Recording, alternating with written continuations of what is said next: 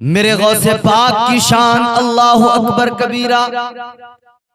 جب پیدا ہوئے تو ماں کے شکم سے 18 پاروں کے حافظ پیدا ہوئے، اور آپ کے والدین کی بھی عظمت اللہ اکبر، وہ بھی لاجواب ہیں۔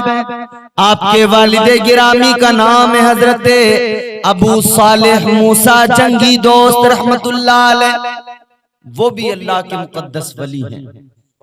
یہ میرے غوث پاک ولی ابن ولی ہیں۔ حضور غوث اعظم ولی ابن ولی ہیں، ان کے والد بھی کیسے ولی ہیں اللہ اکبر، میں بتاتا ہوں آپ کو کیسا تقوی ہے۔ اور اللہ نے قرآن مجید میں فرمایا ان اللہ یحب المتقین، اللہ محبت کرتا ہے بندے سے تو تقوی کی بنیاد پر کرتا ہے۔ اللہ نے فرمایا ان اللہ یحب المتقین، بے شک اللہ پرہیزگاروں سے، تقوی شعاروں سے، متقیوں سے محبت کرتا ہے۔ اور بات یہی ختم نہیں ہوتی، اگلے مقام پر قرآن مجید میں فرمایا گیا ان اللہ مع المتقین، اللہ ساتھ ہے تو متقیوں کے ساتھ ہے۔ ساری دنیا کے انسان جنت میں جانے کی تمنا کرتے ہیں، ہر شخص کہتا ہے ہم جنت میں چلے جائیں، ہم جنت میں چلے جائیں، مگر جنت کی تمنا کیا ہے، جنت کی آرزو کیا ہے؟ اللہ اکبر، غور فرمائیے، قرآن مجید میں فرمایا گیا وَأُزْلِفَتِ الْجَنَّةُ لِلْمُتَّقِينَ، یہاں ساری دنیا جنت میں جانے کی تمنا کرتی ہے، ہر شخص کہتا ہے ہم جنت میں چلے جائیں، لیکن قرآن کہتا ہے وَأُزْلِفَتِ الْجَنَّةُ لِلْمُتَّقِينَ، بروز قیامت متقی جنت میں نہیں جائیں گے، بلکہ جنت کو متقیوں کے قریب لا کر رکھ دیا جائے گا۔ جو تقوی شعار ہیں، جو متقی ہیں، پرہیزگار ہیں، جنت کو ان کے قریب لایا جائے گا، یہ متقیوں کا مقام ہے۔ اور حضور غوث اعظم کے والد گرامی کیسے تقوی شعار، کیسے متقی ہیں، غور کیجئے۔ روزے کی حالت میں ایک مرتبہ کہیں سے گزر ہو رہا ہے، دریائے دجلہ کو پار کرنا تھا۔ جب دریا کو پار کر رہے ہیں تو دریا میں ایک سیب بہتا ہوا آیا، سارا دن روزے کی حالت میں گزرا، جب سیب نظر آیا دریا میں تو اٹھا لیا، اسی سے روزہ افطار کر لیا۔ جب اس سیب کو کھایا تو روزہ افطار کرنے کے بعد میں خیال آیا کہ ہم نے سیب تو کھا لیا، مگر یہ نہیں معلوم سیب کا مالک کون تھا، یہ سیب آیا کہاں سے تھا۔ کہیں ایسا نہ ہو کل قیامت کے دن اللہ سوال کر لے تو پھر اس کا جواب کیا بنے گا، کیونکہ مالک سے اجازت نہیں لی ہے۔ جیسے ہی ذہن میں یہ خیال آ گیا، اللہ اکبر، حضور غوث اعظم کے والد گرامی، ان کے تقوی نے اجازت نہ دی، ان کی پرہیزگاری نے انہیں مجبور کیا کہ یہ جس کا سیب ہے پتہ لگائیں مالک کا، اور اس سے جا کر پہلے معافی مانگ لیں۔ تقوی اس کو کہتے ہیں کہ مالک سے اجازت لیں گے پھر اس سیب کو کھائیں گے۔ سرکار غوث اعظم کے والد گرامی جناب حضرت ابو صالح موسیٰ جنگی دوست رحمت اللہ علیہ دریا کے کنارے کنارے آگے بڑھے، جس طرف سے وہ سیب بہتا ہوا آیا تھا اسی طرف چل پڑے۔ جب آگے بڑھے تو دیکھا ایک بڑا خوبصورت باغ ہے، اس کی شاخیں، اس کے درختوں کی شاخیں دریا کی طرف کو جھکی ہوئی ہیں۔ آپ نے دیکھا پھلوں سے لدی ہوئی شاخیں جھکی ہوئی ہیں، پکے ہوئے پھل ٹوٹ کر دریا میں گر رہے ہیں اور بہہ کر چلے جاتے ہیں۔ آپ کو یقین ہو گیا کہ اسی باغ کا وہ سیب دریا میں بہہ کر گیا تھا، لہذا مالک کا پتہ لگایا جائے۔ جب مالک کا پتہ لگایا تو مالک بھی اللہ کے ولی نکلے۔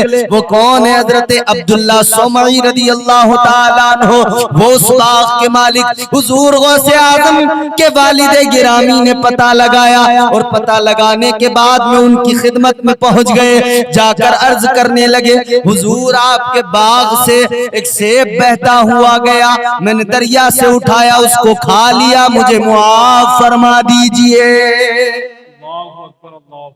یہ حضور غوث اعظم کے والد ہیں، ایک سیب کھا لیا تھا تو اس کی معافی مانگنے گئے. یہاں تو بھائی بھائی کی زمین ہڑپ جاتا ہے اور پھر ڈکار بھی نہیں لیتا ہے. لوگ لاکھوں ہضم کر جاتے ہیں اور پھر انہیں احساس بھی نہیں ہوتا. غریبوں کا حق مار رہے ہیں, رشوت لے رہے ہیں, پھر ذرا سا احساس نہیں. اے لوگوں, ہم کیا سے کیا ہو گئے. ہمارے اکابرین, ہمارے بزرگوں نے ہمیں کیا تعلیم دی تھی. جیسے آپ نے فرمایا کہ میں نے آپ کے اس باغ کا ایک سیب جو دریا میں بہتا ہوا گیا اس کو کھا لیا ہے, لہذا آپ مجھے معاف فرما دیں. وہ بھی ولی تھے, انہوں نے پہچان لیا یہ بھی کوئی متقی ہے, پرہیزگار ہے. اللہ اکبر. جب انہوں نے پہچان لیا تو کہنے لگے کہ تمہارا نام کیا ہے؟ انہوں نے کہا میرا نام ابو صالح موسیٰ ہے. انہوں نے کہا تمہاری غلطی کو معاف تو ہم کر دیں گے مگر ہماری شرط ہوگی. کہنے لگے کیا شرط ہوگی آپ کی؟ حضرت عبداللہ سومعی فرماتے ہیں ہماری شرط یہ ہوگی کہ 10 سال تک تمہیں ہمارے باغ کی خدمت کرنا پڑے گی. 10 سال تک تم ہمارے یہاں پر ڈیوٹی کرو گے, نوکری کرو گے, خدمت کرو گے. 10 سال جب مکمل ہو جائیں گے تب ہم تمہیں معاف کریں گے. اللہ اکبر کبیرہ.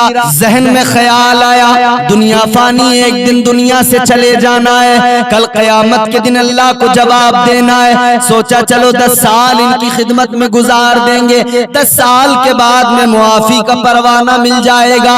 اللہ اکبر. کہنے لگے مجھے منظور ہے. ان کے باغ میں خدمت کرنے لگے, باغ کی دن بھر باغ کی دیکھ بھال میں وقت گزار دیا کرتے تھے. اللہ اکبر کبیرہ. وقت گزرتا چلا گیا, وقت گزرتا چلا گیا. جب 10واں سال آ گیا وہ بھی پورا ہوا تو پھر انہوں نے کہا حضرت اب بتائیے 10 سال کمپلیٹ ہو گئے, اب آپ مجھے معاف فرما دیجئے. حضرت عبداللہ سومعی کہتے ہیں ایک شرط اور ہے ہماری, اگر تم اس کو مان جاؤ تو ہم تم کو معاف کر دیں گے. اب ایک شرط اور آئی سامنے, کہا حضور وہ بھی بتا دیجیے. 10 سال خدمت کرنے کے بعد بھی اگر معافی نہ ملے تو پھر کیا کیا جائے؟ کہا حضور وہ بھی بتائیے اپنی شرط.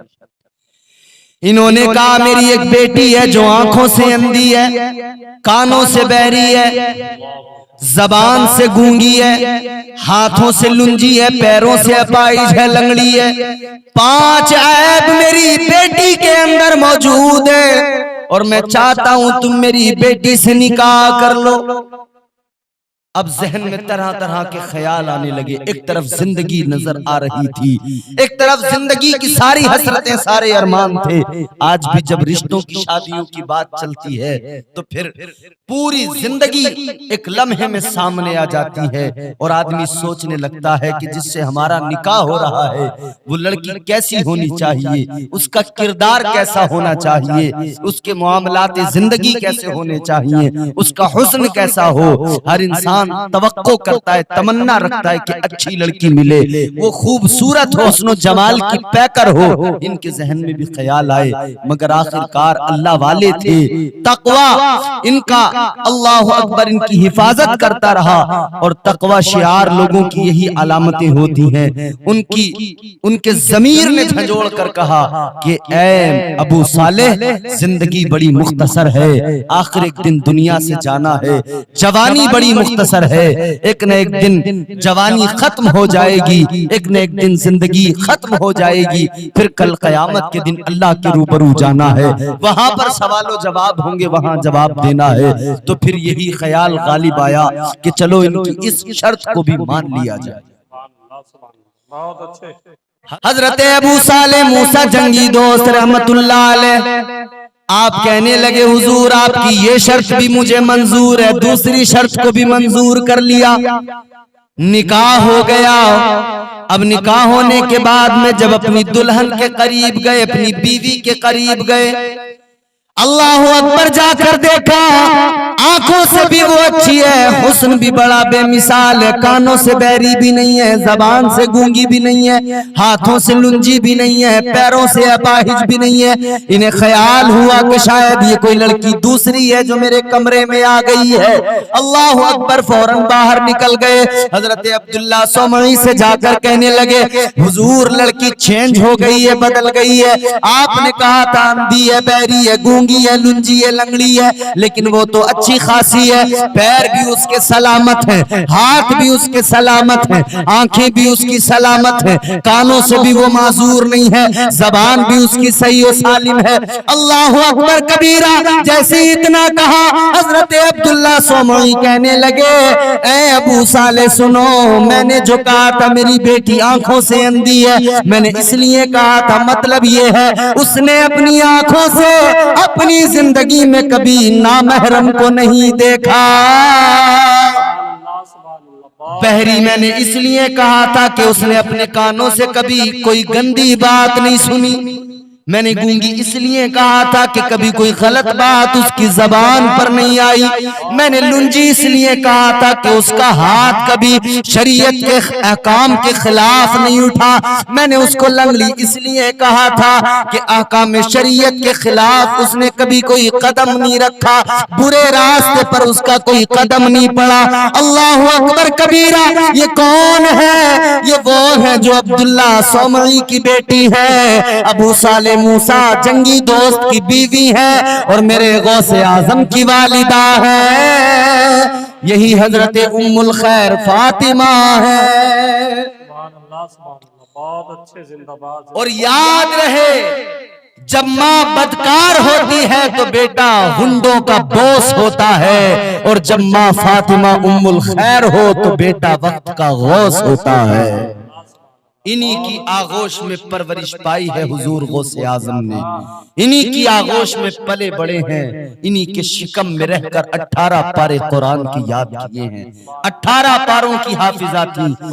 چلتے پھرتے کام کرتے وقت, اٹھتے بیٹھتے وقت میں قرآن کی تلاوت کیا کرتی تھی. اور جب یہ قرآن پڑھتی تھی تو حضور غوث اعظم شکم میں تھے, سنتے تھے, اور سن کر 18 پاروں کے حافظ بن گئی تھی.